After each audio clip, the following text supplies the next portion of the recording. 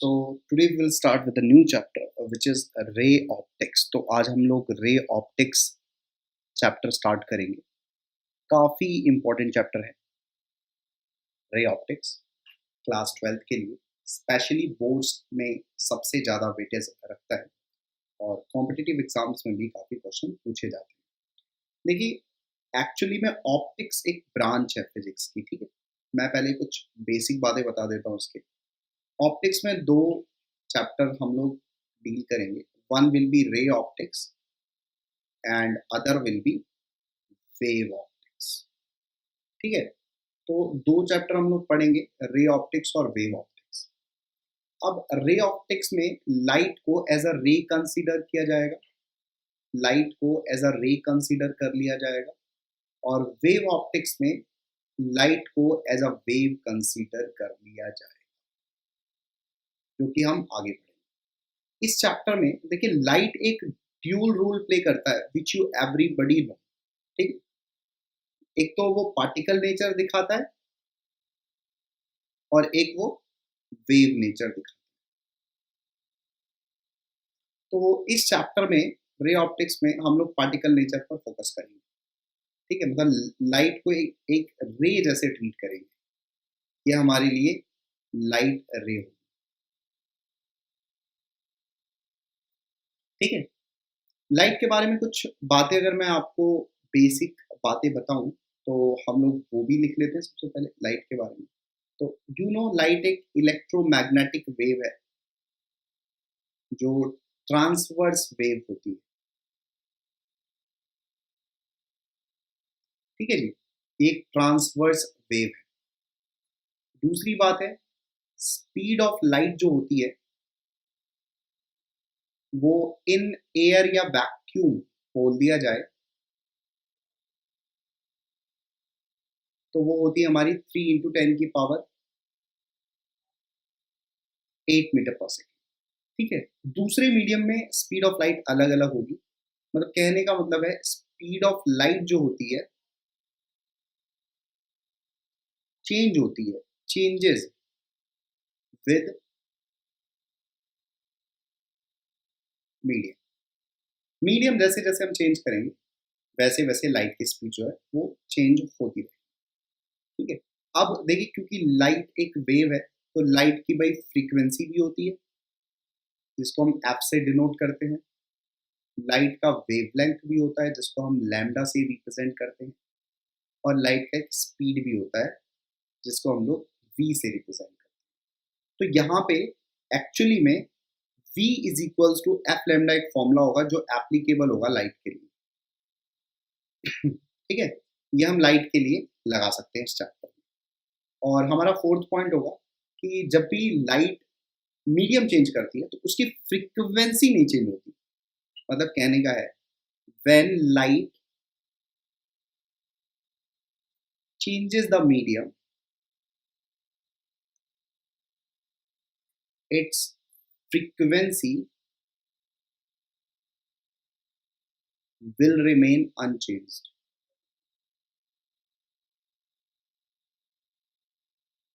will remain unchanged, ठीक है। तो f जो है वो कांस्टेंट रहेगा जब भी वो फ्रीक्वेंसी, वो सॉरी मीडियम चेंज करे। तो you know v is equals to F lambda है, तो यहाँ से f इज इक्वल्स टू क्या हो जाएगा, v बाय लैम्डा हो जाएगा। तो ये भी कांस्टेंट रहेगा। तो अगर v बाय लैम्डा कांस्टेंट होगा तो v1 by lambda 1 is equals to v2 by lambda 2 लिख सकते हैं हम लोग, ठीक है। v1 क्या है, speed of light in one medium,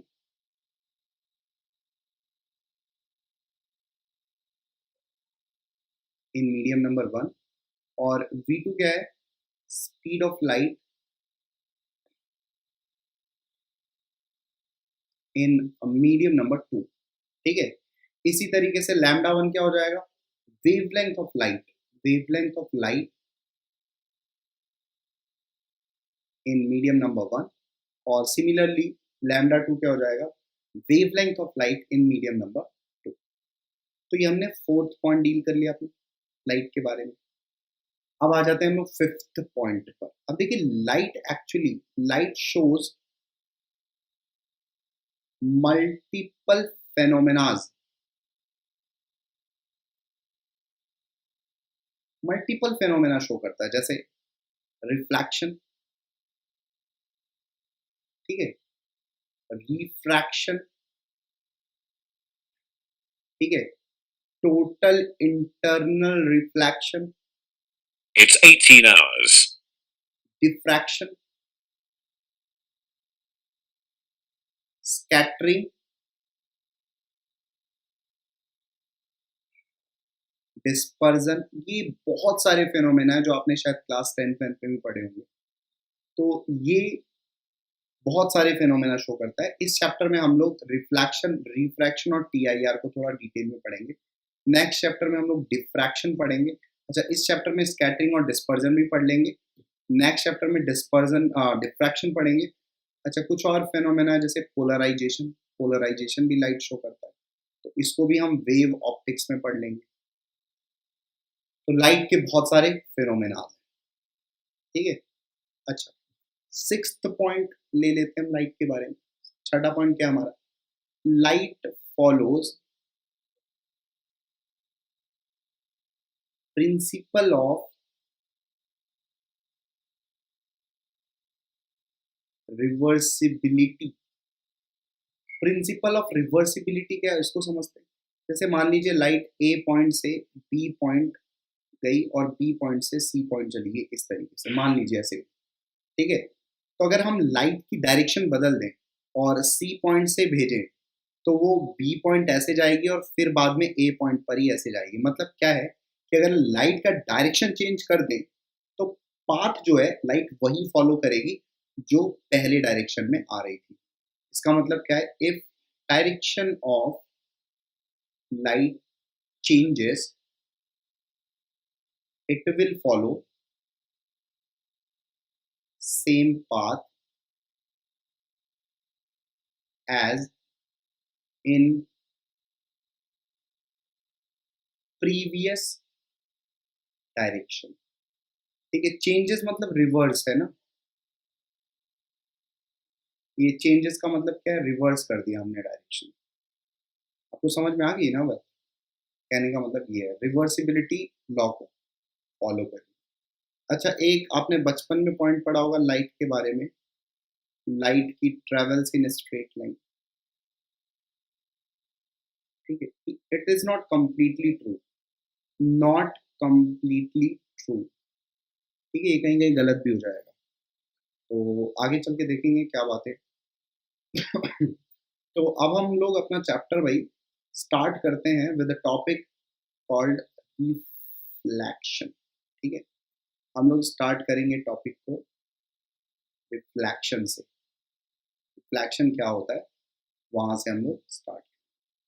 देखिए, रिफ्लेक्शन एक ऐसा फिनोमेना है, मान लीजिए यहाँ पे कोई एक हमने सरफेस ले लिया, ये हमारा सरफेस, ठीक है, और यहाँ से एक लाइट की रे आई। अच्छा, लाइट रे तो आपको ऑलरेडी समझ में आ ही गया होगा, ये लाइट रे है, ठीक है। अच्छा, लाइट रे भी कैसी कैसी होगी, इंसिडेंट रे हो सकती है, रिफ्लेक्टेड रे हो सकती है, ठीक है। आगे चल के रिफ्रैक्टेड रे भी हो जाएगी, ठीक। तो यहाँ पे एक लाइट की रे इंसिडेंट होती है, ठीक है, और इस सरफेस पे हम एक नॉर्मल गिरा देते हैं इस तरीके से। तो वो पढ़ने के बाद, यहाँ पे पढ़ने के बाद ऐसे ऐसे लौट आती है इसी मीडियम में, ठीक है। ये एंगल को हम लोग आई एंगल बोलते हैं और ये एंगल को आर एंगल बोलते हैं। ये वाली रे हमारी क्या है, रिफ्लेक्टेड रे, रिफ्लेक्टेड रे, ठीक है। अब यहाँ पे आई क्या होगा, आई होगा हमारे यहाँ एंगल ऑफ इंसिडेंस, और आर होगा हमारा angle of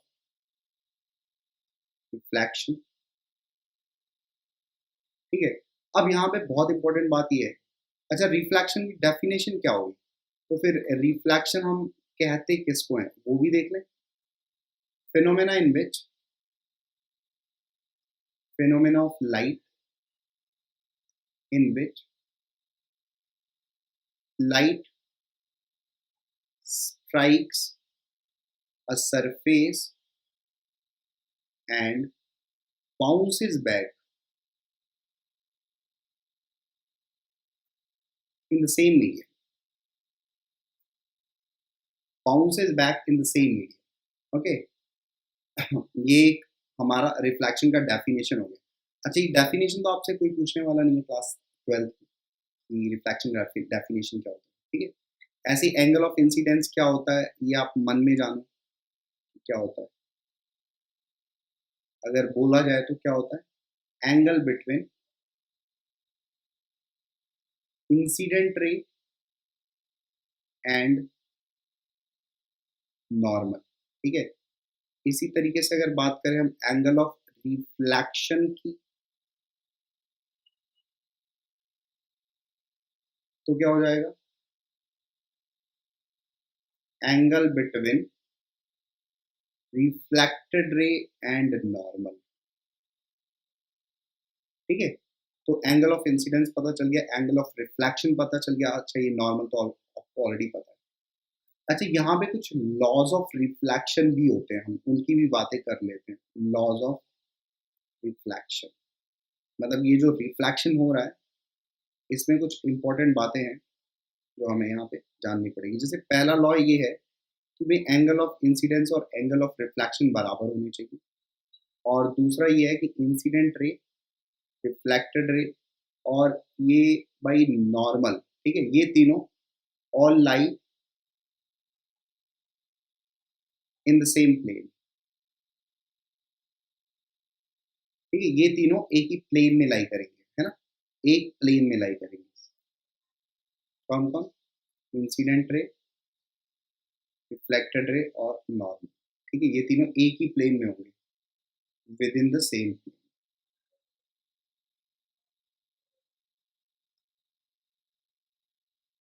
with in the same plane, ये दो हमारे लॉज ऑफ रिफ्लेक्शन है जिन्हें हमें याद है। आई होप इसमें किसी को कोई डाउट नहीं होगी। अगर डाउट होगी ना तो आप कमेंट बॉक्स का इस्तेमाल करिए, भाई आपके लिए तो बनाया गया है उसको कि आप अपनी कमेंट को डालिए। तो लॉज ऑफ रिफ्लेक्शन हमने देख लिया यहाँ पे, लॉज ऑफ रिफ्लेक्शन क्या होता है। अब हम लोग यहाँ पे एक और चीज देख लेते हैं, इंपॉर्टेंट नहीं है बट बस लिखने के लिए। Types of reflection, types of reflection की हम लोग यहाँ पे अब बातें करेंगे।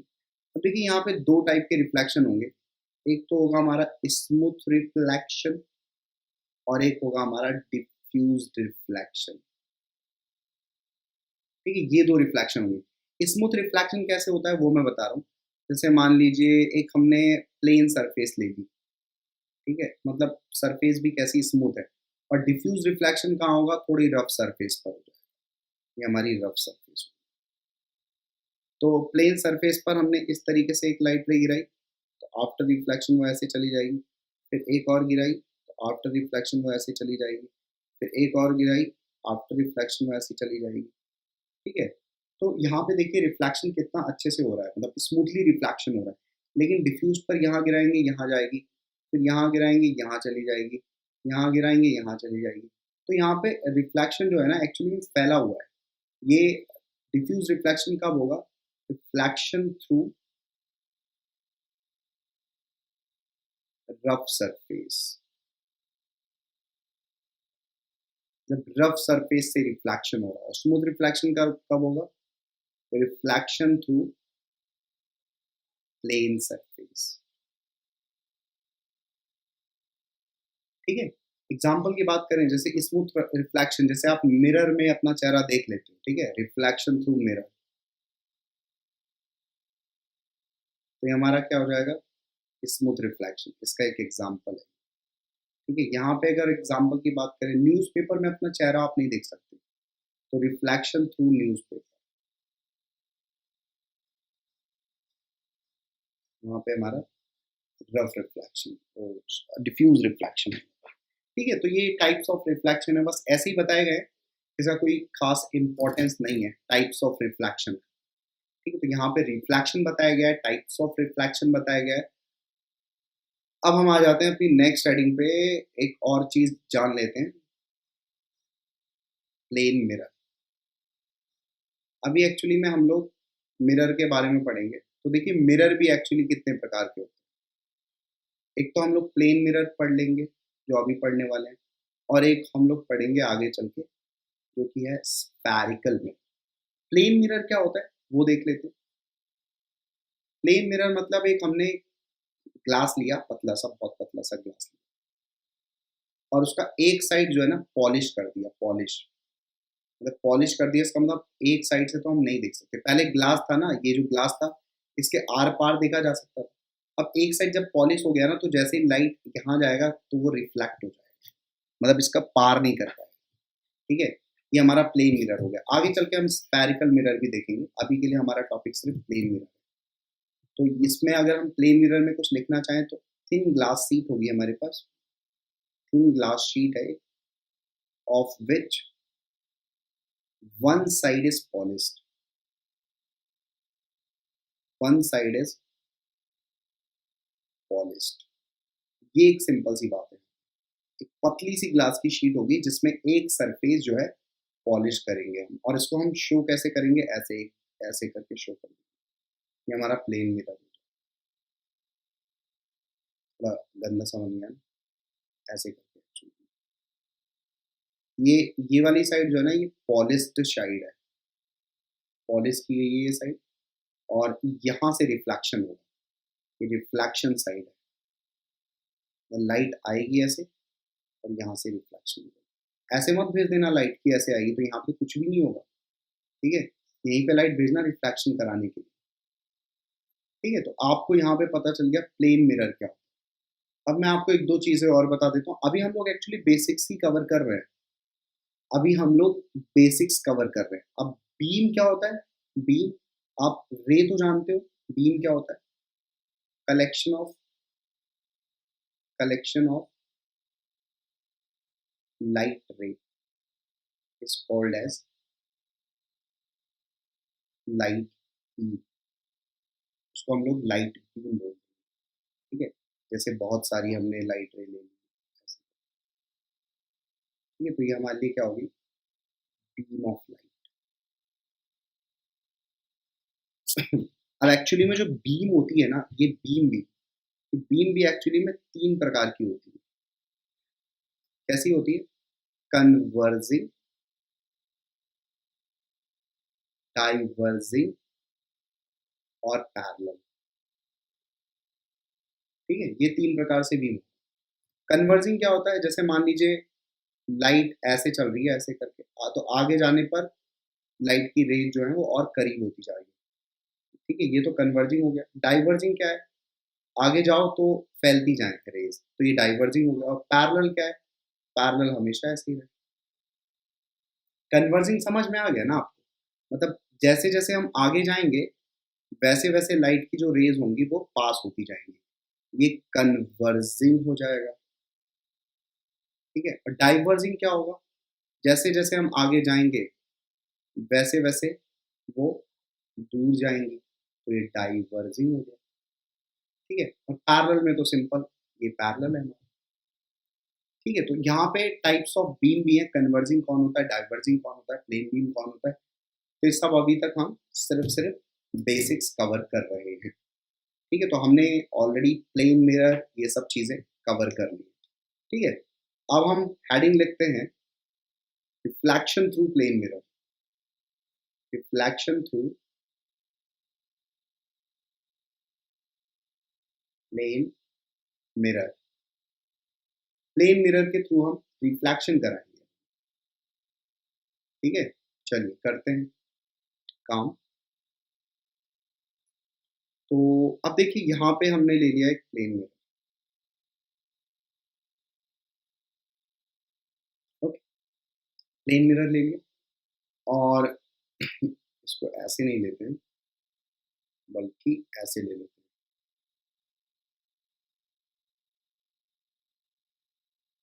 ये हमारा प्लेन मिरर हो गया इस तरीके से, और यहाँ पे लाइट आई, इंसिडेंट हुई इस तरीके से, और यहाँ से ऐसे रिफ्लेक्ट हो। ये एंगल ऑफ इंसिडेंस है, ये एंगल ऑफ रिफ्लेक्शन। ओके, और हमने क्या किया, एक और लाइट बीम लिया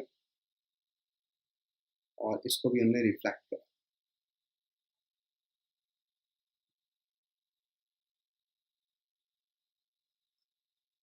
एक सेकेंड, गड़बड़ हो जाएगा।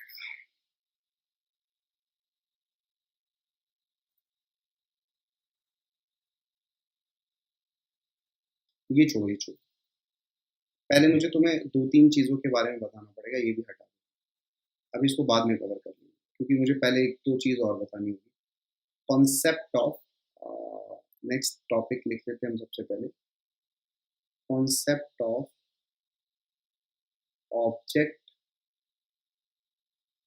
And image.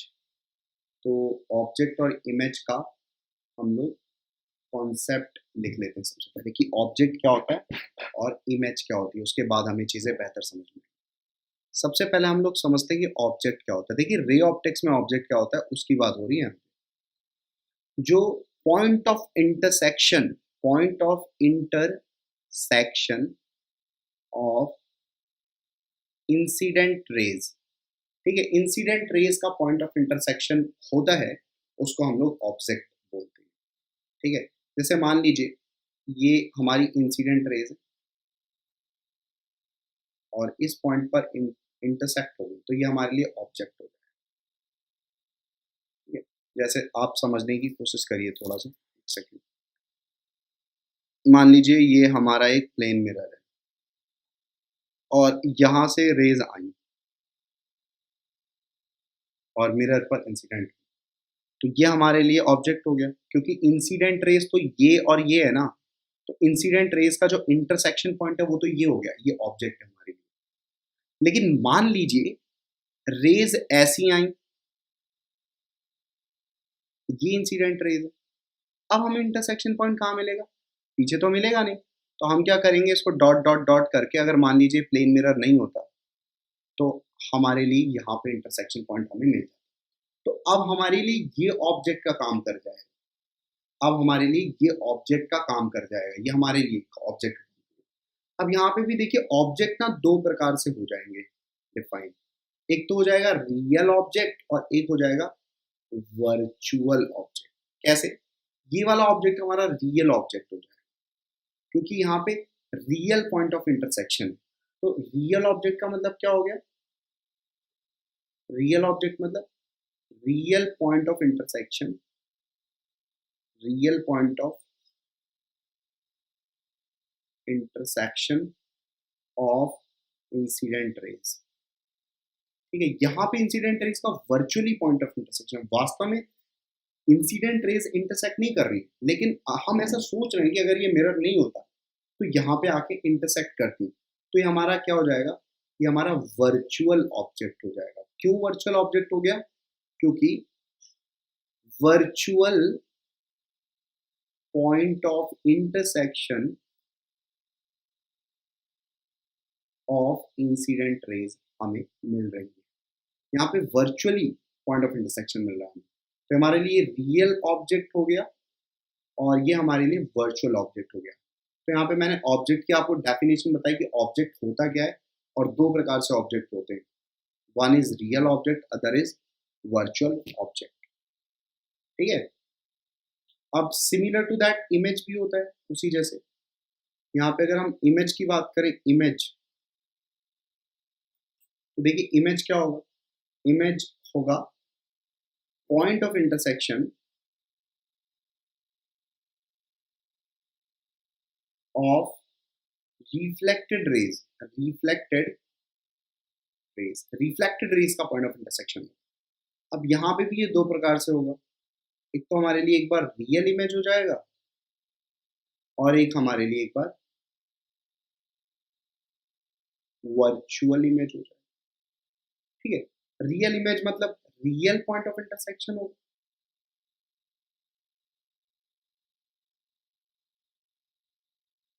और वर्चुअल इमेज में वर्चुअल पॉइंट ऑफ इंटरसेक्शन होगा।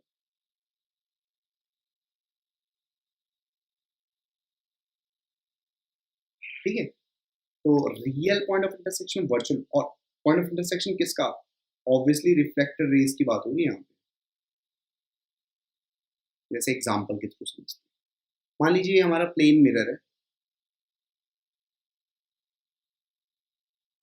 इस तरीके से, और एक इंसिडेंट रे आई ऐसे, एक सेकेंड,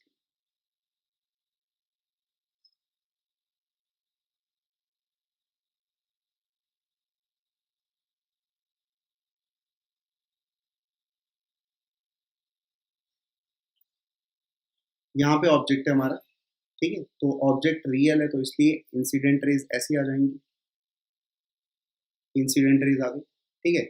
अब ये वाली जो रे है ना, ये यहाँ पे रिफ्लेक्ट हो जाएगी इस तरीके से, और ये भी इस तरीके से रिफ्लेक्ट हो गई। अब देखिए रिफ्लेक्टेड रेज, ये हमारी रिफ्लेक्टेड रे, ये भी हमारी रिफ्लेक्टेड रे। अब ये दोनों का जो पॉइंट ऑफ इंटरसेक्शन होगा ना, वो हमें पीछे मिलेगा। क्या ये वास्तविक पॉइंट ऑफ इंटरसेक्शन मिल रहा है? नहीं। तो ये हमारा जो इमेज बनेगा ये वर्चुअल इमेज बन जाएगा। अच्छा, ये जो पॉइंट ऑफ इंटरसेक्शन है ये किसका है? Point of intersection of reflected raise का पॉइंट ऑफ इंटरसेक्शन। लेकिन obviously virtual point of intersection है, इसलिए हम इसको वर्चुअल इमेज बोलते हैं, ठीक है। एक और एग्जांपल ले लेते हैं, सेम मिरर और इंसिडेंट रे आपकी ऐसे आ रही है, तो यहाँ पे इनका रिफ्लेक्शन करा दो। अब देखिए ये रिफ्लेक्टेड रे है, ये वाली और ये वाली, इनका पॉइंट ऑफ इंटरसेक्शन यहाँ पे हो रहा है, तो यहाँ पे अपने को इमेज मिल जाएगा। लेकिन ये इमेज कैसा होगा? रियल इमेज होगा, क्योंकि ये, अच्छा ये पॉइंट ऑफ, पहले तो बताओ ये पॉइंट ऑफ इंटरसेक्शन किसका है? Point of intersection of reflected raise, clear. अब ये सिंपल सी बात है, ये पीछे एक्सटेंड करने पे यहाँ पे मीट कर, ठीक है। तो ये तो हमारा वर्चुअल ऑब्जेक्ट हो गया और ये रियल इमेज हो गया। आ गई बात समझ में आपको? तो अभी तक प्लेन मिरर में एक पॉइंट तो समझ में आ ही गया होगा, उसको लिख ही लेने लगे आप। नोट करने वाली बात है कि when object is real, image is virtual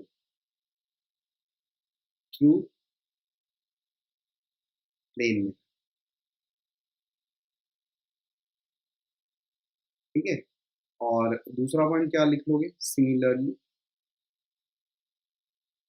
when object is virtual, image is real through plane,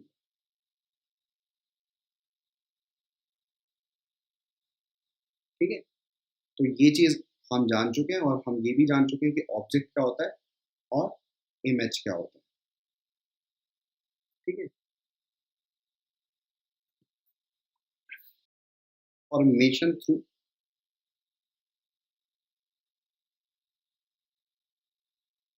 image formation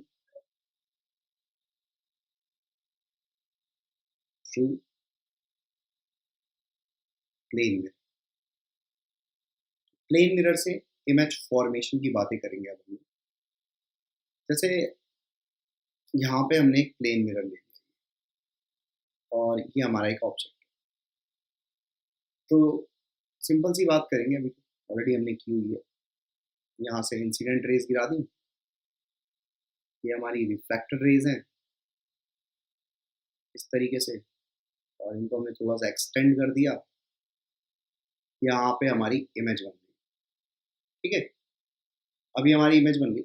अब ये हमारे लिए रियल ऑब्जेक्ट है और ये हमारे लिए वर्चुअल इमेज है, ये ऑलरेडी हम लोग जान चुके हैं, ठीक है। अब यहाँ पे एक बात ये बतानी है मुझे कि एक्चुअली में ये वाली जितनी डिस्टेंस है ना, ये अगर इसको हम x बोल रहे हैं तो ये डिस्टेंस भी हमारी x निकल के आएगी, ठीक है, क्योंकि ये वाला ट्रायंगल और ये वाला ट्रायंगल, ये वाला ट्रायंगल और ये वाला ट्रायंगल कॉन्ग्रुएंट ट्रायंगल बन जाएंगे, ठीक है। आप इसको देख लेना, मैं बता रहा हूँ। तो इसका मतलब क्या है कि डिस्टेंस ऑफ, आपको क्या बात याद रखनी है, distance of object from plane mirror is equals to distance of image from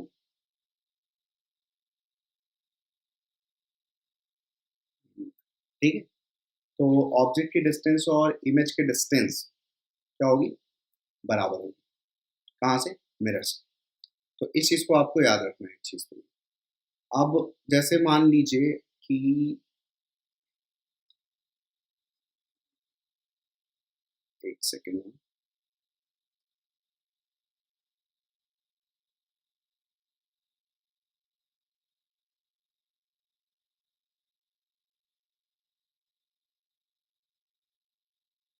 इसको हम लोग थोड़ा छोटा कर, ऑब्जेक्ट यहाँ रखें।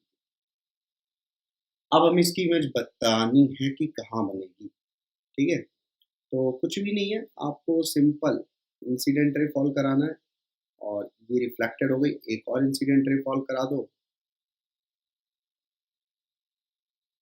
ये रिफ्लेक्टेड हो गई। अब हमें क्या करना है, इसको जॉइन कर देना है, यहाँ पे कहीं जॉइन। फिर से ये वाली डिस्टेंस अगर x है ना, तो ये वाली डिस्टेंस भी x ही होगी। कहने का मतलब क्या है? कहने का मतलब ये है कि भाई मिरर मान लीजिए ऐसे हो और ऑब्जेक्ट यहाँ हो, तो उसकी इमेज यहाँ हो। आपको करना क्या है, और जितना डिस्टेंस ये है उतना डिस्टेंस ये भी है। तो इमेज बनाना आ गया होगा प्लेन मिरर से कैसे हम बनाते हैं, ठीक है? जैसे मान लीजिए अब ये रहा हमारा मिरर, ठीक है? अच्छा, यहाँ ऑब्जेक्ट रखेगा तो यहाँ इमेज किसकी बनेगी नहीं, ठीक है? ऐसा थोड़ी ना होगा कि शीशे जो आप मिरर यूज करते हो उसका जो बैक साइड है वहां से देखोगे तो आपको अपना चेहरा दिखेगा। नहीं, यहाँ पे ऑब्जेक्ट रखोगे तो कोई इमेज नहीं बनेगी, इस चीज को याद रखना। मतलब रिफ्लेक्टिंग साइड पे ऑब्जेक्ट होना चाहिए, यहाँ पे ऑब्जेक्ट होगा तो इसकी इमेज पीछे बन जाएगी, ठीक है? इस चीज को याद रखना। अब अच्छा, एक चीज और, फिर कोई बंदा कहेगा कि ऐसे जब इमेज, सॉरी, ऐसे इंसिडेंट रेज आ रही हैं तो ऑब्जेक्ट तो यहाँ पे है। बिल्कुल ऑब्जेक्ट यहाँ पे है, लेकिन ये वर्चुअल ऑब्जेक्ट है, ये यहाँ पे रियल ऑब्जेक्ट की बात कर रहे हैं। यहाँ पे अगर हमने ऑब्जेक्ट रखा है मतलब वो रियलिटी में एग्जिस्ट करता है, ठीक है? ये जो वर्चुअल ऑब्जेक्ट है ना, ये सिर्फ थ्योरेटिकल है, क्योंकि वास्तविकता में नहीं है। एक्चुअली में ऑब्जेक्ट रियल जहां से ये रेज आ रही होंगी वो कहीं और ही हो, लेकिन बस थ्योरेटिकली हम ऑब्जेक्ट को यहाँ पर डिफाइन कर रहे हैं, ये वर्चुअल ऑब्जेक्ट है, ठीक है? इस चीज को भी आप याद रखिए। इमेज ऑफ extended object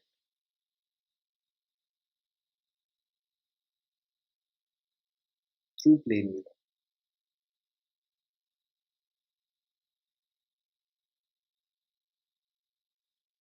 अब हमारे पास एक्सटेंडेड ऑब्जेक्ट होंगे, अभी तक हमारे पास पॉइंट ऑब्जेक्ट थे और उनकी हमने इमेज ड्रॉ की। मान लीजिए हमारे पास ये एक प्लेन मिरर है और इस तरीके से एक ऑब्जेक्ट है ए बी, ये हमारे पास एक ऑब्जेक्ट।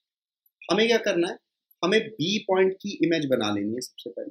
बी पॉइंट की इमेज इतनी दूरी पर यहाँ पीछे में बना लेते हैं, that it be B dash. ऐसे ही हमें ए पॉइंट की इमेज बना लेनी है, ए डैश, और इसको ज्वाइन कर, तो ये हमारा इमेज हो जाएगा किसका, ए बी का, इमेज ऑफ ए बी। अब मान लीजिए हमारे पास एक और, इस तरीके से हमारे पास मान लीजिए एक मिरर है, ठीक है? और ये पॉइंट है ए और इस तरीके से एक पॉइंट है बी, इसका इमेज हमें बनाना है।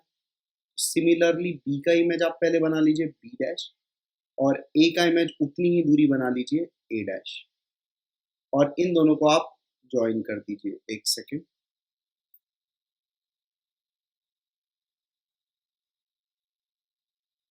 ऐसे ज्वाइन कर दीजिए, तो ये किसका इमेज हो गया, ए बी का इमेज ऑफ। ओके, तो इस तरीके से हम एक्सटेंडेड ऑब्जेक्ट का इमेज बनाते हैं, ठीक है? मतलब आपको क्या करना है, एक्सट्रीम पॉइंट्स का इमेज बनाना है। जैसे ये वाला एक्सट्रीम पॉइंट हो गया और ये वाला एक्सट्रीम पॉइंट हो गया, और इस दोनों का इमेज बनाना है और दोनों पॉइंट को ज्वाइन कर देना है। तो ऐसा करके आप एक एक्सटेंडेड ऑब्जेक्ट का भी इमेज बना लेंगे। जैसे मान लीजिए आपको ये एम का इमेज बनाना है, ठीक है? आपको क्या करना होगा, सबसे पहले इसका इमेज बनाना होगा, इसका इमेज ये रहा, बन गया। फिर इसका इमेज बनाना होगा तो इसका इमेज ऐसे बन गया। फिर इसका इमेज बनाना होगा, इसका इमेज में देखिए ये वाला एक पॉइंट है जो यहाँ रहेगा और ये वाला एक पॉइंट है जो यहाँ रहेगा, तो ये बन गया। ठीक है, फिर इसका इमेज तो ये, तो देखिए इसका इमेज ये वाला ऐसे ही मान लीजिए आपको एस का इमेज बनाना है, ठीक है, आप ऐसे बना दीजिए, ये हो गया, ये ऐसे बन गया, और फिर ऐसे, नहीं नहीं सॉरी,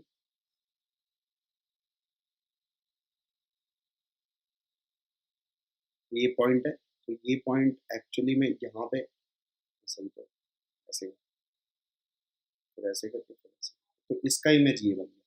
ठीक है, तो आप इस तरीके से एक्सटेंडेड ऑब्जेक्ट का भी इमेज बना सकते हैं थ्रू प्लेन में। ओके, चलिए बहुत बढ़िया। So our next topic is field of view. Field of view, so next हम पढ़ेंगे फील्ड ऑफ व्यू के बारे में। तो देखते हैं फील्ड ऑफ व्यू क्या होता है। मान लीजिए एक प्लेन मिरर हमने ले लिया और ये हमारा एक ऑब्जेक्ट है, तो इसकी इमेज कुछ यहाँ बन जाएगी। ठीक है, आपको क्या करना है, इस इमेज को इस मिरर के एक्सट्रीम पॉइंट से ज्वाइन कर देना।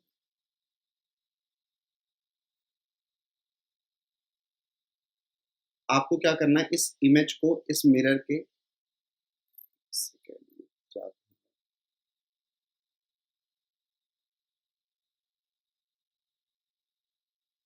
इस मिरर के एक्सट्रीम पॉइंट से ज्वाइन कर देना।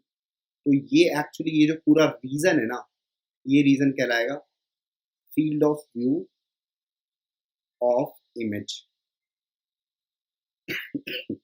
मतलब फील्ड ऑफ व्यू होता क्या है कि जिस पूरे रीजन में, मतलब इस रीजन में कहीं पर भी आप आंखें लगा के बैठोगे ना, तो ये इमेज आपको दिख जाएगी। ये हो गया फील्ड ऑफ व्यू का मतलब, द रीजन इन टू विच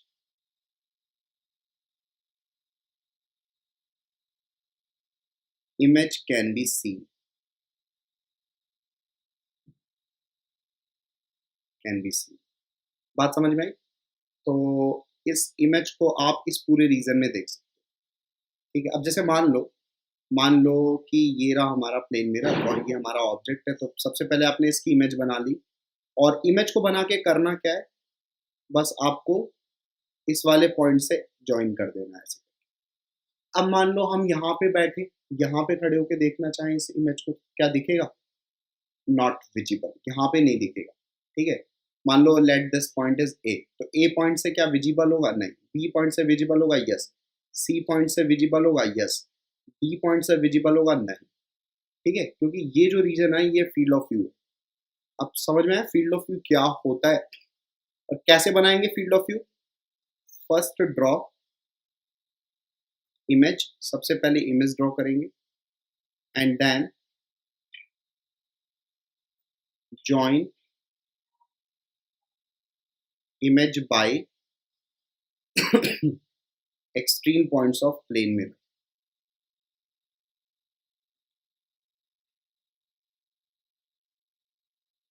ठीक है, तो बहुत सिंपल सा तरीका है, कुछ भी नहीं है बाकी।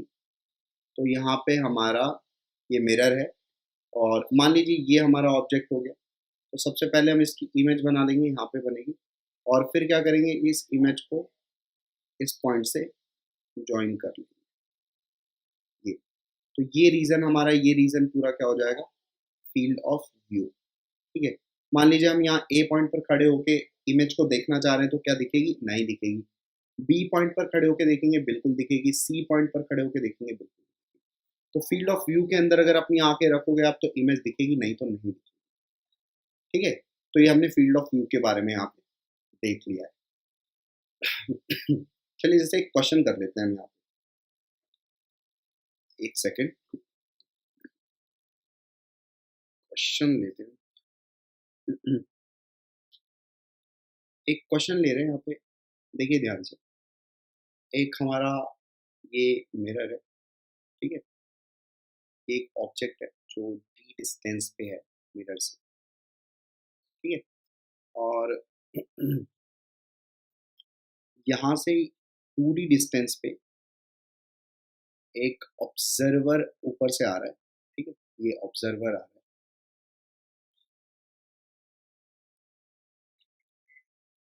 ठीक है, क्वेश्चन पूछा है for how much time for how much time observer may see the image of the object. ठीक है, ये क्वेश्चन है हमारा, कितनी देर तक वो इमेज को देख पाएगा। तो ये क्वेश्चन को हम सॉल्व कैसे करेंगे वो देखिए यहाँ पे। आ जाते हैं इसके सोल्यूशन की तरफ। ये हमारा प्लेन मिरर है और यहाँ पे ऑब्जेक्ट ओ है जो कि डी डिस्टेंस पे है। ठीक है, तो हमने इसकी इमेज बना ली डी डिस्टेंस पे और यहाँ से हमने एक्चुअली में एक फील्ड ऑफ व्यू बना, ये हमारा फील्ड ऑफ व्यू और यहाँ पे 2D डिस्टेंस पे एक ऑब्जर्वर इस लाइन पे आ रहा है, ये हमारा फील्ड ऑफ व्यू। ठीक है, ओके, चलिए। अच्छा, यहाँ पे ना मिरर की जो लेंथ है ना वो भी दे रही है एल, एल लेंथ है मिरर। तो अब देखिए कहाँ तक, कितने टाइम तक देख पाएगा। अच्छा, ऑब्जर्वर की वेलोसिटी नहीं दी है, velocity is equals to V, V velocity से वो नीचे आ रहा है। ठीक है, अब हमारे सामने एक क्वेश्चन है कि कितने टाइम तक वो देख पाएगा।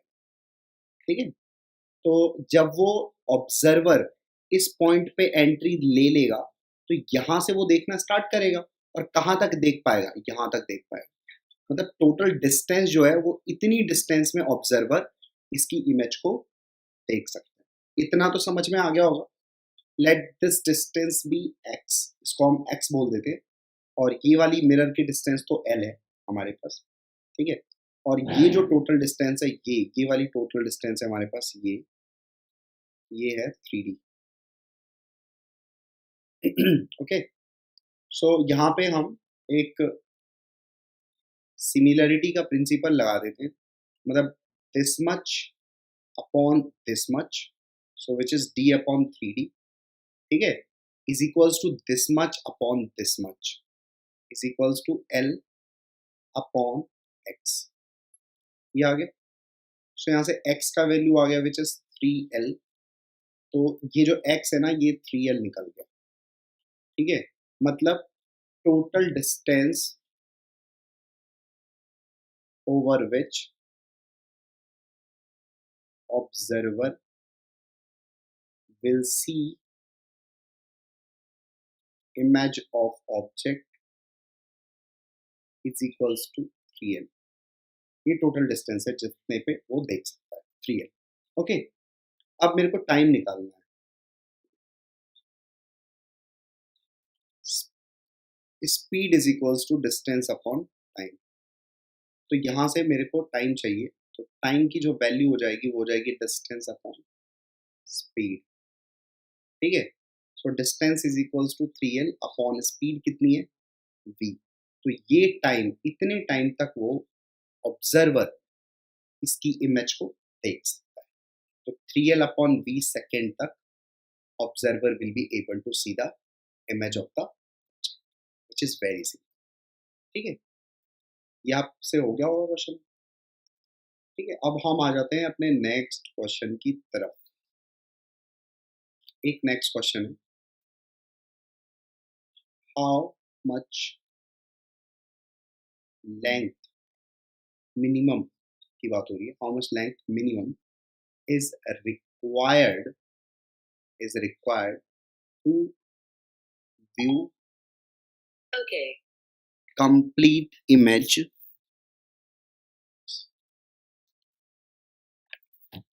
to view complete image of a person of height h। ये बताना हाउ मच लेंथ। अच्छा, ये लेंथ किसका है, of plane mirror. Plane mirror के लेंथ की बात करें, मतलब कितना मिनिमम लेंथ चाहिए प्लेन मिरर का जिससे एक बंदा जो h हाइट का है वो अपनी इमेज को कंप्लीटली देख सके। ठीक है, मैं आपको पहले इसका रिजल्ट ही बता दूंगा, रिजल्ट इसका क्या है, और वो आपको याद रखना है, h/2, ठीक है। तो ये चीज़ आपको याद रखनी है, मतलब h हाइट का कोई बंदा है, उसको कम से कम कितने लेंथ के मिरर की ज़रूरत पड़ेगी जिससे वो अपनी पूरी इमेज देख सके, दैट शुड बी h/2। तो हम लोग मान लेते हैं ये x लेंथ जो है मिरर का चाहिए एक पर्सन को अपनी कंप्लीट इमेज देख, ठीक है। और एक पर्सन है,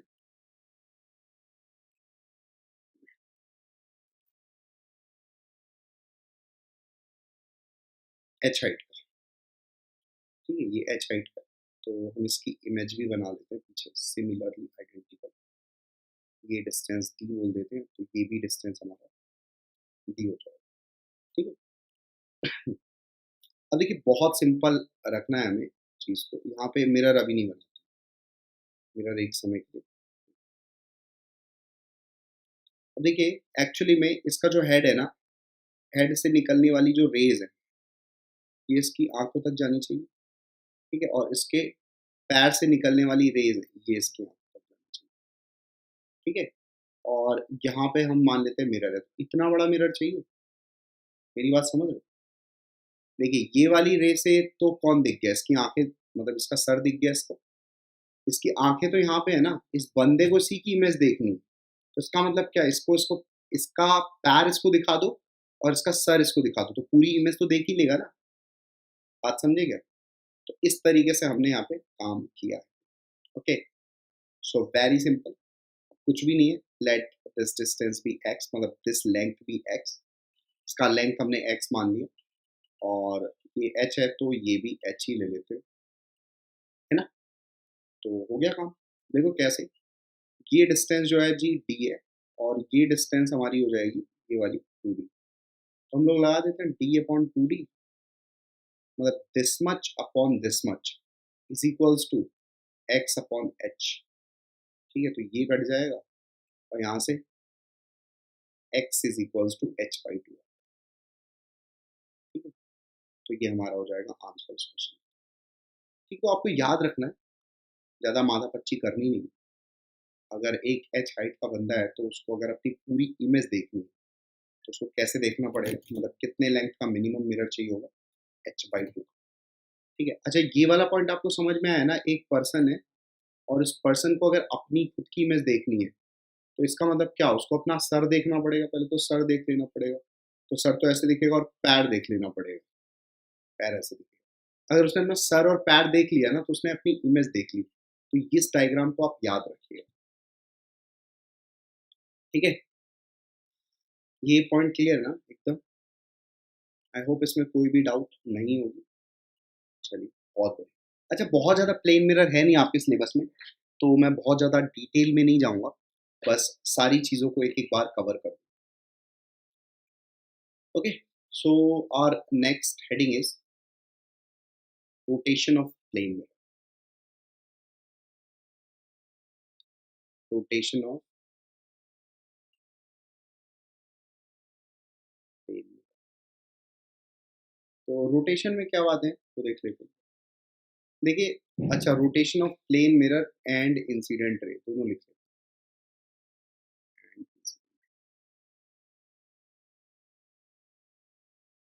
सबसे पहला प्लेन मिरर को हम फिक्स रखते हैं, प्लेन मिरर इज फिक्स्ड, ठीक है, and incident ray is rotated.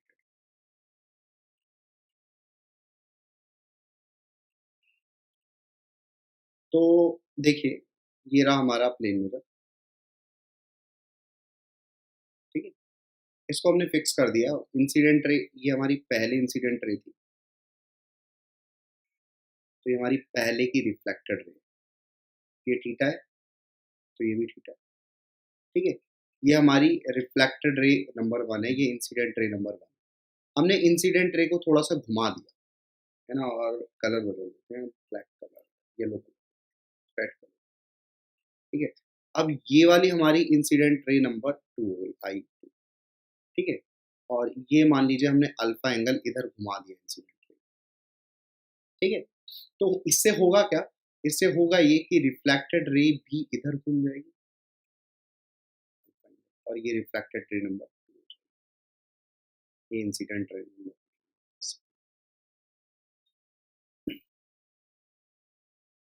Okay, तो यहाँ पे एक्चुअली में बात क्या होगी, जितना आपने आपने अगर अल्फा इधर घुमाया तो रिफ्लेक्टेड रे भी अल्फा इधर घूमेगा। ये पॉइंट क्लियर है, इसमें कोई डाउट नहीं है ना। तो कहने का मतलब सिंपल सा है, यहाँ पे मैं लिख देता हूँ तो मैं बात बोलना चाहूँ। Reflected ray will also, if, है ना, if incident ray is rotated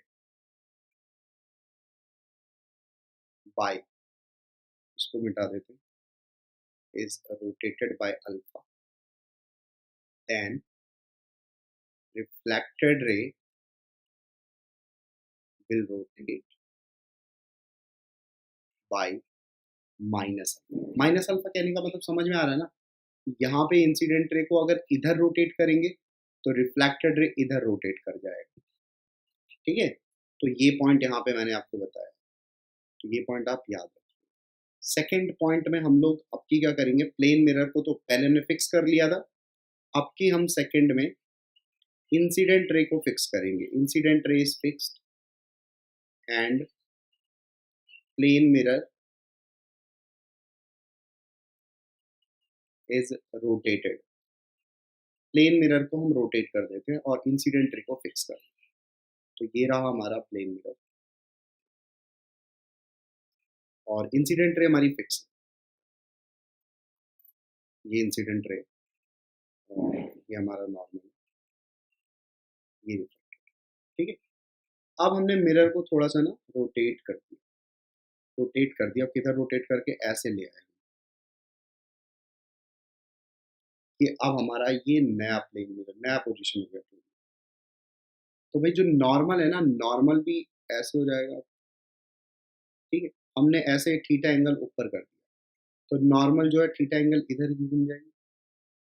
इतना समझ में आया? अब इंसिडेंट रे तो फिक्स है, तो अब पहले इंसिडेंट रे, पहले अच्छा अल्फा बोल देते हैं इसको, थीटा नहीं बोलते।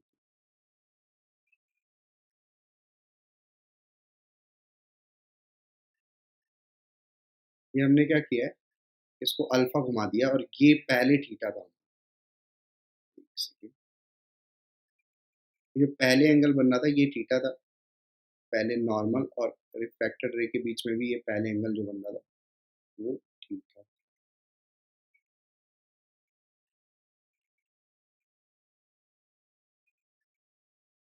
ठीक है, अब एक्चुअली में क्या हुआ, रोटेट करने के बाद, ठीक है, हमने रोटेट कर दिया, अल्फा रोटेट कर दिया, ये अल्फा रोटेट। अब इंसिडेंट रे और नॉर्मल के बीच में एंगल, ये वाला एंगल कितना बन रहा है, ये वाला एंगल थीटा प्लस अल्फा। तो अब जो रिफ्लेक्टेड रे होगी, ये वाला एंगल ये कितना हो गया, ये तो थीटा माइनस अल्फा हो गया ना। तो इसको यहाँ पे रिफ्लेक्टेड रे को कितना घूमना पड़ेगा, रिफ्लेक्टेड रे को कितना घूमना पड़ेगा, 2 अल्फा घूमना पड़ेगा, तब जाके ये वाला एंगल कितना होगा, थीटा प्लस अल्फा। समझ में आया बात, ध्यान से देख लेना मैंने क्या बताया। तो कहने का मतलब ये है कि if incident ray is fix, incident ray को फिक्स कर दिया, प्लेन मिरर रोटेट्स, ठीक है, bye, rotates by alpha, then reflected ray will rotate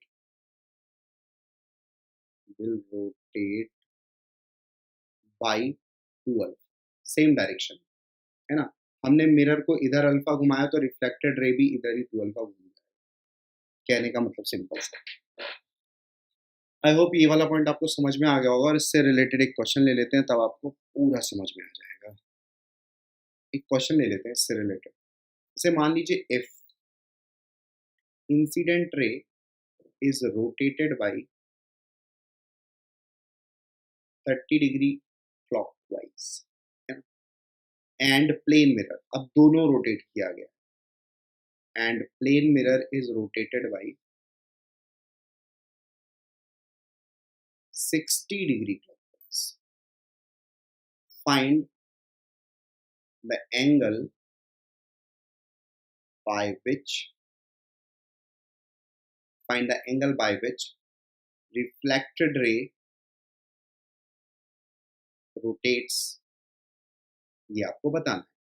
so very simple question.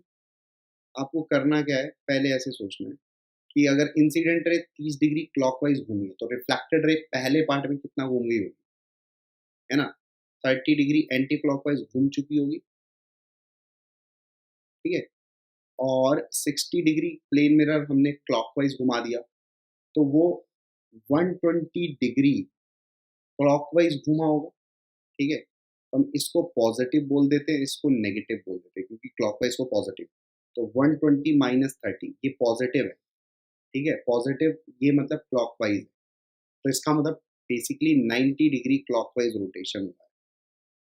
तो इसका मतलब क्या है, reflected ray rotates bye 90 degree clockwise, ठीक है? ये हमारा आंसर हो गया इस क्वेश्चन। तो अगर दोनों रोटेट करेंगे तो फिर क्वेश्चन को कैसे सॉल्व करेंगे, वो तो हमने यहाँ पे इस क्वेश्चन में देख ही लिया, इसमें कोई डाउट हो नहीं चाहिए, ठीक है? तो यहाँ पे हमने रोटेशन ऑफ मिरर वाला पार्ट कंप्लीट कर लिया है। अब हमारा नेक्स्ट हेडिंग है angle of deviation. So next heading is angle of deviation. Angle of deviation के बारे में हम यहाँ पर कवर करें। देखिए एंगल ऑफ डेविएशन क्या होता है वो चीज समझते हैं। मान लीजिए ये हमारी इंसिडेंट है, ठीक है? और ये नॉर्मल है और ये रिफ्लेक्टेड, ठीक है? अब देखिए इंसिडेंट रे का ओरिजिनल पाथ ये था, ओके? मान लेते हैं ये वाला एंगल आई है, तो ये वाला भी एंगल तो आई होगा, है ना? क्योंकि I is equals to are होता है, ठीक है? I is equals to are होता है।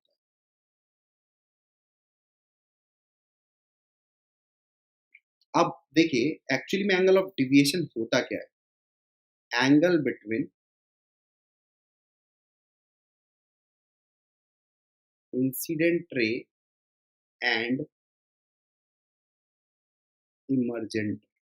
अब देखिए इमर्जेंट रे क्या होता है वो मैं बता रहा हूँ। इमर्जेंट रे बोलने का मतलब क्या है, फाइनल रे जो सिस्टम से बाहर निकल चुकी है। तो यहाँ पे रिफ्लेक्टेड रे और इमर्जेंट रे एक ही है, क्योंकि ये सिस्टम से बाहर निकल चुकी है। अभी मैं बताऊंगा तो आपको एंगल ऑफ डेविएशन थोड़ा अच्छे से समझ में आ जाएगा, ठीक है? तो ये वाली इंसिडेंट रे, ठीक है, और ये इमर्जेंट रे, ये हमारे लिए इमर्जेंट रे जैसे बिहेव करेगी, ठीक है? फाइनल रे, ओके? मतलब सब कुछ काम हो चुका है, उसके बाद ये फाइनली निकल चुकी है। तो ये वाला एंगल हमारा कितना हो जाएगा, ये वाला एंगल 180 डिग्री माइनस 2i, या हम इसको बोलते हैं पाई माइनस 2i। तो यहाँ पे अगर हम बात करें एंगल ऑफ डेविएशन कितना हो जाएगा, एंगल ऑफ डेविएशन तो वो हमारा हो जाएगा पाई माइनस 2i, या हम इसको बोलते हैं डिग्री में 180 डिग्री माइनस। अगर डिग्री में मेजर करोगे तो आई को भी डिग्री में मेजर करोगे, तो यहाँ पे एंगल ऑफ डेविएशन का ये फॉर्मूला आ जाएगा। अब जैसे ये जो हमने लिया है ना केस फॉर सिंगल रिफ्लेक्शन लिया है, ठीक है? हमारा रिफ्लेक्शन एक ही बार हुआ है, ऐसा भी हो सकता है 2 बार रिफ्लेक्शन हो जाए। सेकंड केस ले लेते हैं फॉर मल्टीपल रिफ्लेक्शन।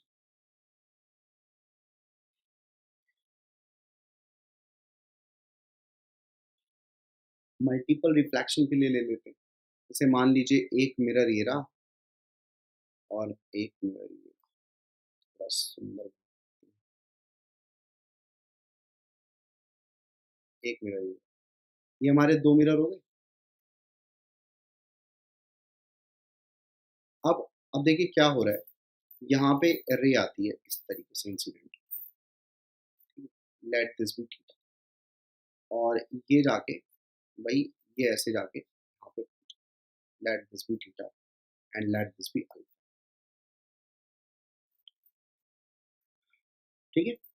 इस तरीके से पहुंचा। तो ये थीटा थीटा मान लिया हमने, इसमें तो कोई दिक्कत है नहीं।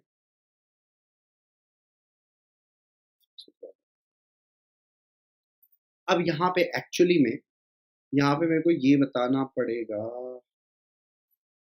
कुछ ऐसे कह रहे हैं गड़बड़,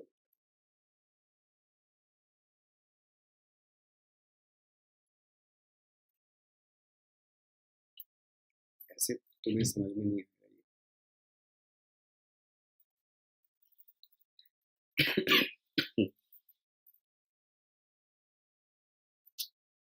तुम्हें यहाँ पे एंगल वाइज लेंगे,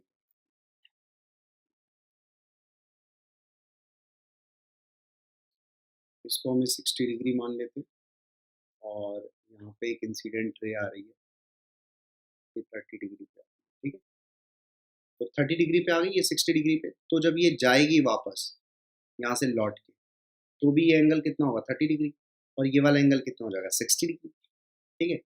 अब देखिए ध्यान से, अब ये लौट के यहाँ गई कुछ, ठीक है, ये रिफ्लेक्टेड रे, तो ये हो गई हमारी इंसिडेंट रे, और ये वाली रे रिफ्लेक्टेड रे है।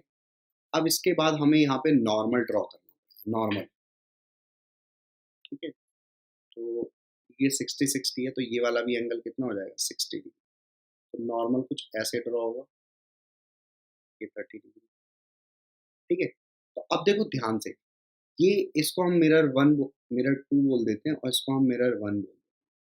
अब मिरर 1 के लिए इंसिडेंट रे कौन सी है, ये वाली रे इंसिडेंट रे, लेकिन मिरर 2 के लिए इंसिडेंट रे कौन सी, ये वाली रे इंसिडेंट रे, ठीक है। तो ये वाली रे इंसिडेंट रे है, तो अब यहाँ से जो रिफ्लेक्शन होगा वो ऐसे कुछ होगा, ये 30 डिग्री, इतना बात समझ में आ गया। तो यहाँ पे बेसिकली देखो, दो रिफ्लेक्टेड रे है, लेकिन जो फाइनली सिस्टम से बाहर निकल गई है ना, वो है इमर्जेंट रे, इसको हम बोलेंगे आपकी इमर्जेंट रे, फाइनल रे, बात समझ में है, फाइनल रे। तो यहाँ पे मेरे को मान लो कैलकुलेट करना है angle of deviation, total angle of deviation, ये जो है angle of deviation total calculate करना है। यहाँ पे एक्चुअली टोटल मैंने क्यों बोला, क्योंकि एक बार एंगल ऑफ डेविएशन तो यहाँ पे आ जाएगा, और एक बार एंगल ऑफ डेविएशन यहाँ पे आ जाएगा, तो ये हो जाएगा हमारा टोटल डेल्टा, ठीक है। तो यहाँ पे डेल्टा 1, पहला डेल्टा कैलकुलेट कर लें, तो हमने अभी फॉर्मूला बताया, एक सिंगल रिफ्लेक्शन के लिए फॉर्मूला बताया 180 डिग्री माइनस 2i, ठीक है। तो ये कितना आ जाएगा, डेल्टा 1 कैलकुलेट कर रहे हैं सबसे पहले, तो 180 माइनस 2 इंटू आई, पहले वाले में इंसिडेंस एंगल कितना है 30 डिग्री, तो यहाँ पे 30 डिग्री। अच्छा यहाँ पे डेविएशन हो किधर रहा है, क्योंकि पहले इंसिडेंट इस पाथ पे था, अब इधर घूम गया, तो यहाँ पे ये जो डायरेक्शन है, ये डायरेक्शन ये क्लॉकवाइज है, ओके। सो यहाँ पे जो रोटेशन आया है वो क्लॉकवाइज आया है। अब मैं डेल्टा 2 निकाल लूँ, डेल्टा 2, यहाँ पे देखो, यहाँ पे एंगल ऑफ इंसिडेंस कितना है इस वाली रे के लिए 30 डिग्री, तो यहाँ पे भी फॉर्मूला लगा देंगे हम 180 डिग्री माइनस 2 इंटू आई 30 डिग्री, ओके। अब ये वाला एंगल ऑफ रोटेशन किधर है, देखिए इंसिडेंस रे इधर है, रिफ्लेक्टेड रे इधर, तो इसका मतलब ये भी क्या है क्लॉकवाइज, ओके, सेम डायरेक्शन में है दोनों, क्लॉकवाइज क्लॉकवाइज। तो ये कितना हो गया 120 डिग्री क्लॉकवाइज, और ये कितना हो गया 120 डिग्री क्लॉकवाइज, सो आंसर क्या आ गया 240 डिग्री क्लॉकवाइज, ये total angle of deviation.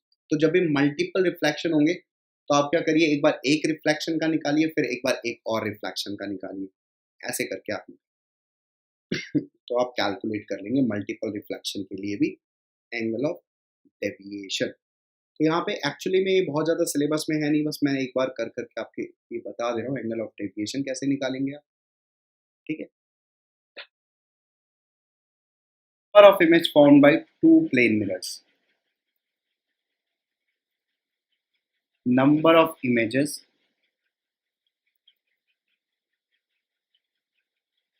formed by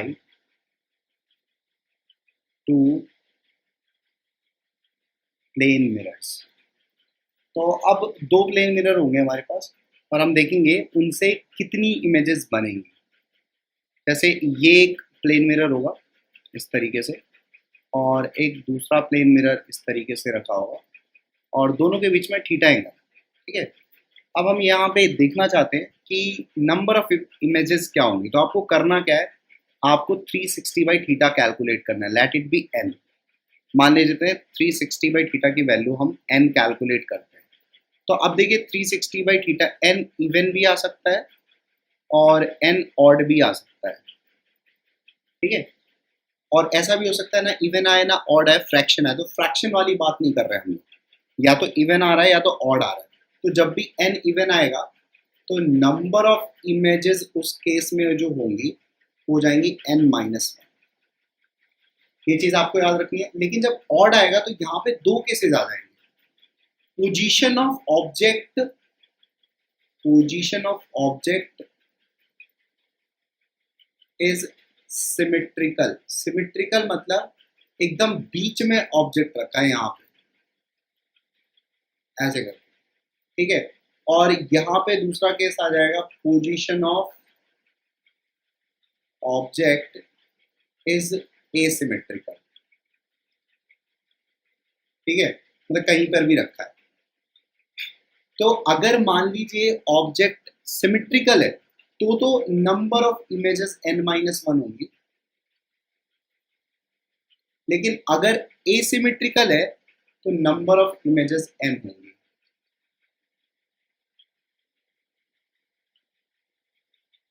ठीक है। अब जैसे मान लीजिए मैं बोलता हूँ एक मिरर यहाँ पे है इस तरीके से और एक मिरर हमारा यहाँ पे, ये दो मिरर के बीच में 90 डिग्री का एंगल, ठीक है। और मुझे यहाँ पे ऑब्जेक्ट रख दिया मैंने, ठीक। तो आपको कैलकुलेट करना है नंबर ऑफ इमेजेस कितनी बनेंगी। तो आप कैसे करेंगे, 360 by theta which is 90 degree, तो यहाँ पे 4 आ गया, तो इवन आ गया ना, इवन। तो इवन में तो कोई पंगा ही नहीं है, नंबर ऑफ इमेजेस n-1 होंगे। तो यहाँ पे नंबर ऑफ इमेजेस हमारी कितनी हो जाएंगी, is equals to 4 - 1 which is 3। So 3 images हो जाएंगी, ठीक है। लेकिन मान लीजिए कि हमने एक मिरर तो ऐसे रख दिया और एक मिरर ऐसे रख दिया और इसके बीच में जो एंगल है दैट इज 120 डिग्री, ठीक है। और हमसे पूछा है कैलकुलेट नंबर ऑफ इमेज। तो यहाँ पे एक्चुअली जब आप 360 बाई थीटा कैलकुलेट करोगे विच इज 120 डिग्री, तो यहाँ से ये वैल्यू 3 आ जाएगी। तो n का वैल्यू 3 आ गया विच इज ऑड। ऑड में हमें ये बताना होगा पोजीशन ऑफ ऑब्जेक्ट कहाँ पे है।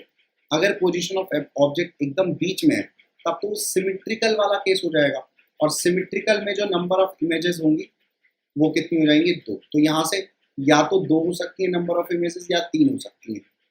When position of object is symmetrical,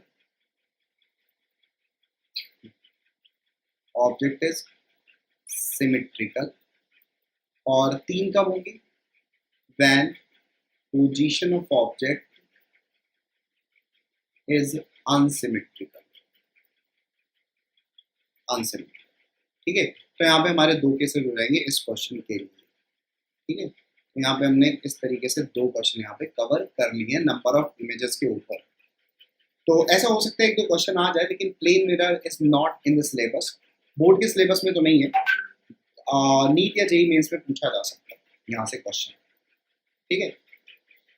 चलिए अब बात करते हैं हम नेक्स्ट टॉपिक की, that is speed of object and speed of image through plane mirror.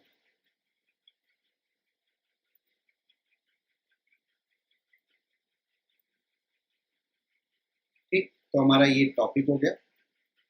अब हम क्या करेंगे इस टॉपिक में, सिंपल, हमारा एक प्लेन मिरर है और ये ऑब्जेक्ट है, ये v वेलोसिटी से चल रहा है, तो इमेज भी जो है ना इधर v वेलोसिटी से चलेगी। ये हमारा पहला पॉइंट हो गया विच इज़ वेरी सिंपल। इसका हम एक एग्जाम्पल ले लें तो वो ये है कि यहाँ पे प्लेन मिरर है, यहाँ पे हमारा ऑब्जेक्ट है जो 2 मीटर पर सेकेंड से आगे जा रहा है, तो भाई इमेज भी 2 मीटर पर सेकेंड से इधर जाएगी। बहुत सिंपल सा केस हो गया ये फर्स्ट पॉइंट। अब हम ले लेते हैं यहाँ पे सेकेंड पॉइंट, प्लेन मिरर यहाँ पे है, यहाँ पे ऑब्जेक्ट है हमारा जो ऐसे भाग रहा है v वेलोसिटी से, तो बस कुछ नहीं, इमेज ऐसे भागेगी v वेलोसिटी से, ठीक है। प्लेन मिरर फिक्स है, प्लेन मिरर कुछ नहीं कर रहा है अभी, ठीक है। इसका भी एक एग्जांपल ले लो, कि ये हमारा प्लेन मिरर है, ये ऑब्जेक्ट है, ये भाई भाग रहा है 5 मीटर पर सेकंड से, तो जो इमेज होगी वो इधर भागेगी 5 मीटर पर सेकंड से। ठीक है, बहुत सिंपल सी बात हो गई।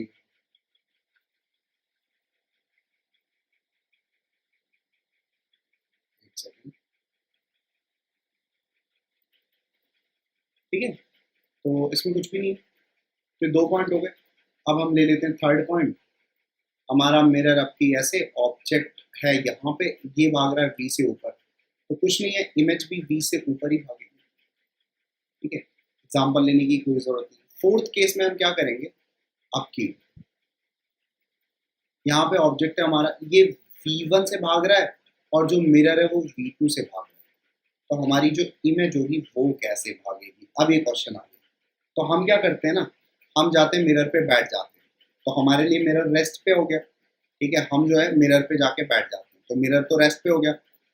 अब ये ऑब्जेक्ट का जो वेलोसिटी है है ना, अब ये ऑब्जेक्ट का जो वेलोसिटी है वो कितना हो जाएगा, इधर v1 plus v2। Relative motion में मैंने क्या बोला, किसी जिसको रोकते हो आप वही वेलोसिटी दूसरे को दे देते हो ऑपोजिट डायरेक्शन में, तो इसको हमने रोक दिया इस मिरर को, तो ऑब्जेक्ट को इतनी वेलोसिटी इधर मिल गई ना। ठीक है, तो इमेज यहाँ पे क्या होगा, v1 प्लस v2 से ही अप्रोच करेगा, क्योंकि अब तो मिरर रुका हुआ है। बात समझ में आए, तो अगर ये v1 से इधर जा रहा है, ये v2 से इधर जा रहा है, तो ये v1 प्लस v2 से इधर आएगा। समझ में आया, क्लियर है नहीं, तो सिंपल यही करना है आपको। अब देखिए क्या करोगे फिर, अगर एक नेक्स्ट एग्जांपल लूँ, ऑब्जेक्ट है, ये v1 से इधर जा रहा है और ये v2 से इधर जा रहा है, और यहाँ पे इमेज, बताओ आप इमेज कितनी वेलोसिटी से आगे ट्रेवल करेगी। तो इसको रोक दो और इसकी वेलोसिटी इधर दे दो, तो अब हमारे लिए जो केस हो जाएगा, ये ऑब्जेक्ट ऑब्जेक्ट क्या करेगा, ऑब्जेक्ट v1 तो इसकी इधर वेलोसिटी और v2 इसकी इधर है, तो इधर इवेंचुअली कितनी हो जाएगी, v1 माइनस v2, तो इमेज इधर कितने से आएगा, v1 माइनस v2 से आएगा। सिंपल, तो इस तरीके से कर लेंगे हम, सिंपल सा है। अच्छा, अब मान लो, अगर मान लो थोड़ा कॉम्प्लिकेटेड केस कर दे, ऑब्जेक्ट ऐसे मूव करा दे v से थीटा एंगल पे, तो कुछ नहीं है, इसके 2 कंपोनेंट कर लेना, इधर तो v cos थीटा हो जाएगा और इधर वाला कंपोनेंट v sin थीटा हो जाएगा। तो अब क्या करेगा, इमेज जो है ना, इमेज इधर तो v cos थीटा से जाएगा और इधर v sin थीटा से आएगा, है ना, तो इवेंचुअली वो इधर आएगा v से। समझ में आ गया ना, ये एग्जांपल कंपोनेंट कर लेना इस वाले तरीके से। ठीक है, कुछ भी दिक्कत नहीं है, और मिरर मूव कर रहा होगा तो मिरर को रोक देना और उसी की वेलोसिटी दूसरे वाले को ऑपोजिट में दे देना। तो इस तरीके से हम इसके भी क्वेश्चंस सॉल्व कर सकते हैं। क्वेश्चंस वैसे आएंगे नहीं, बट सिंपल से क्वेश्चन होंगे, आप देख लेना। मैं चलो एक एग्जांपल दे ही देता हूँ। ऐसे ये 10 मीटर पर सेकंड से इधर जा रहा है और ये 20 मीटर पर सेकंड से इधर जा रहा है, तो बताओ इमेज कितने से जाएगी। ये सिंपल सा क्वेश्चन है, इमेज की वेलोसिटी क्या है। अब हम क्या करेंगे, इसका 10 मीटर पर सेकंड इधर है ही, मिरर को रोक दो तो इसका 20 इधर दे दोगे, तो इवेंचुअली ऑब्जेक्ट के पास 10 मीटर पर सेकंड इधर वेलोसिटी बची ना, तो मिरर में अब इमेज भी 10 मीटर पर सेकंड इधर जाएगी। सिंपल, ये हमारा आंसर हो गया इस क्वेश्चन। समझ में आ गया ना। ओके, तो यहाँ तक अभी तक हमने this is complete plane mirror जो अभी तक हमने पढ़ा है। ठीक है, ये प्लेन मिरर हमने डिस्कस कर लिया, इससे ज़्यादा कुछ है नहीं प्लेन मिरर में। इसके बाद हम लोग स्फेरिकल मिरर थोड़ा अच्छे से पढ़ेंगे, क्योंकि वो थोड़ा हमारा सिलेबस का पार्ट है। स्फेरिकल मिरर के बाद हम पढ़ेंगे, ठीक है, नेक्स्ट लेक्चर में।